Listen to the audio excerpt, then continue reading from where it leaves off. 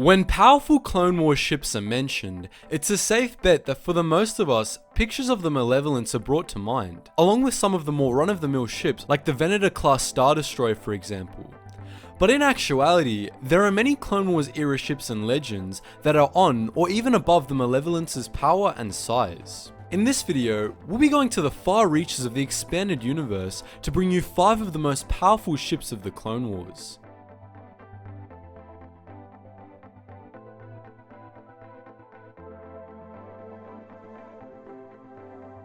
Starting off our list, we have the Bullwalk Mach1 battlecruiser. These warships, which comprise the Techno-Union's Bullwalk fleet, were the creations of engineers trapped on Forest due to a Republic blockade of the planet, which lasted from the start of the war to the start of its final year. Commanded by the cunning separatist Admiral Juaningo, these battlecruisers were only a kilometer long, but they packed much more of a punch than the Republic ships of that size. They were extremely heavily armoured and shielded, so much so that they were capable of ramming hard into smaller enemy warships with impunity. Combine this with high numbers of turbo lasers and ion cannons and one of the Confederacy's best admirals, and you truly have a force to be reckoned with.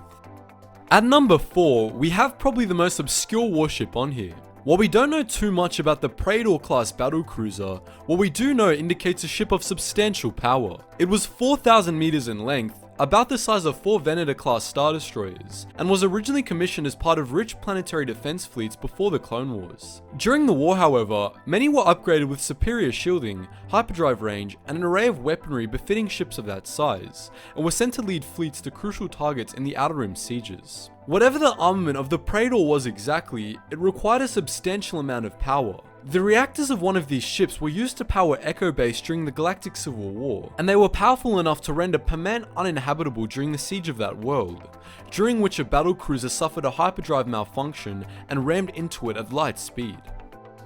Though many of you likely expected this ship to take the top spot, the Malevolence is still pretty high on our list, and it definitely deserves to be. Officially, the Malevolence was a subjugator class heavy cruiser, though at 5 kilometers it was technically a dreadnought instead. In its time, it was widely feared as a fleet killer, and not without reason.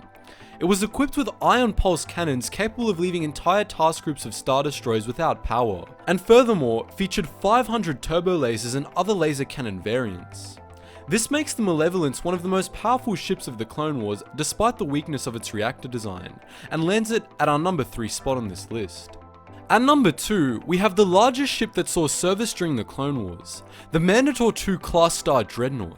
The 8-kilometer behemoth known as the Mandalore II was the product of Rendili's Star Drive, intended as an upgrade to the original Mandalore model, which was made before the Clone Wars to comply with the Ruusan reformations. While the original Mandalore was, as a result, not too powerful, the Mandalore II was very heavily armed and armoured, and in Legends, was capable of taking on up to 1,000 Commerce Guild light destroyers at once. That's a ridiculous level of sheer power, though it wasn't displayed much since the model was only released near the end of the war. But even with that level of power, there is a ship that surpasses it. While technically the sister ship to the Malevolence, the Devastation has very little in common with its smaller cousin, save perhaps the basic structure and the subjugator class designation.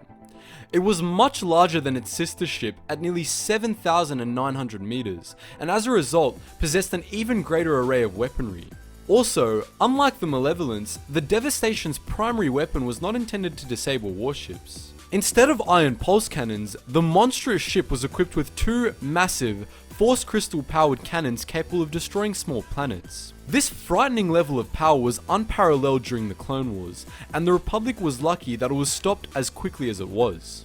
So those are the 5 most powerful ships in the Star Wars universe during the Clone Wars. And as per usual guys, I want to know your thoughts in the comments section below. What do you think of our list? Does anything need to be rearranged or even replaced? Anyways, as always guys, thanks for watching and I hope to see you in the next video.